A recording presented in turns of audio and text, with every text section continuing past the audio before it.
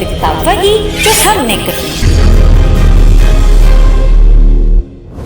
नमस्कार दोस्तों, मैं संजीव शर्मा डिजायर न्यूज से।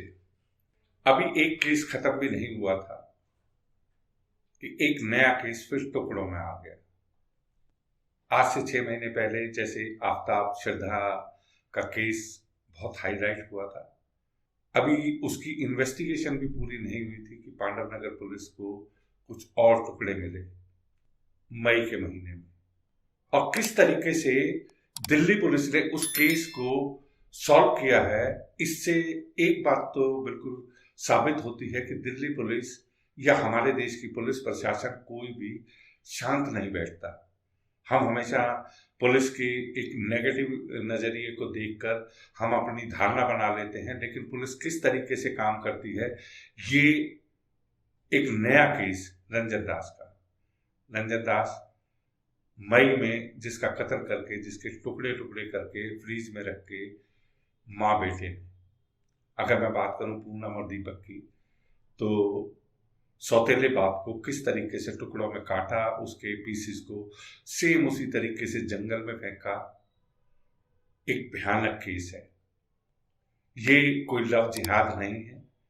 अगर श्रद्धा मर्डर केस को भी मैं बात करूं तो श्रद्धा मर्डर केस में अगर आफ्ताब ने ऐसा किया तो यहाँ पे दीपक ने सेम वही मोडस ऑपरेंडी अपनाई, अपने बाप के टुकड़े टुकड़े करके जंगल में फेंक दिए।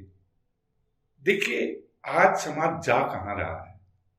अगर मैं पूनम की जिंदगी की बात करूं तो पूनम की जिंदगी का अगर मैं पिछला हिस्सा देखता हूं तो किस तरीके से 13 साल की उम्र में उनकी शादी हुई सुखदेव तिवारी से।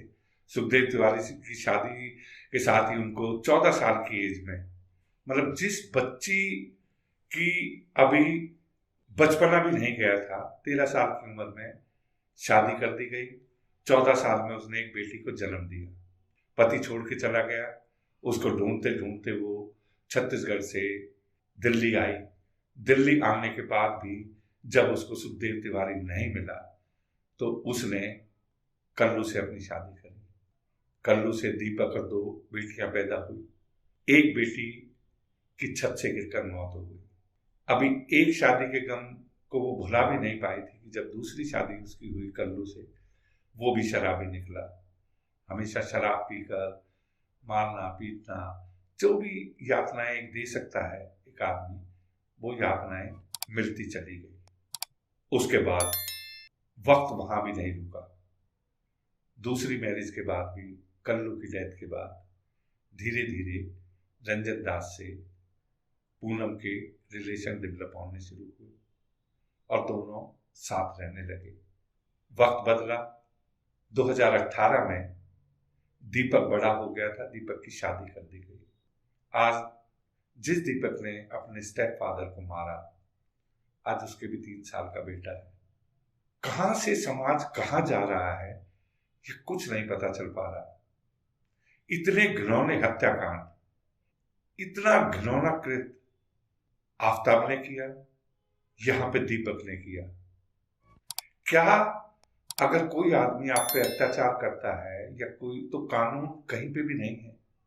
देखिए इस केस के अंदर दीपक और पूनम ने मिलकर जिस तरीके से इस हत्या को अंजाम दिया, ना उन्होंने कोई भी रिपोर्ट दर्ज कराई किसी भी तरीके से उन्होंने पुलिस को इन्फॉर्म नहीं होने दिया, कैसे उसके मोबाइल को डिस्ट्रॉय किया, किस तरीके से उसके बॉडी पार्ट्स को जंगल में फेंका। और पुलिस के लिए कितना बड़ा चैलेंज था।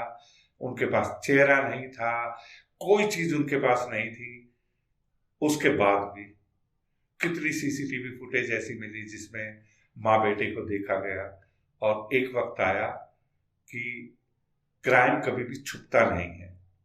कोई आदमी कितना भी शातिर हो, पुलिस उस तक पहुंच ही जाती है।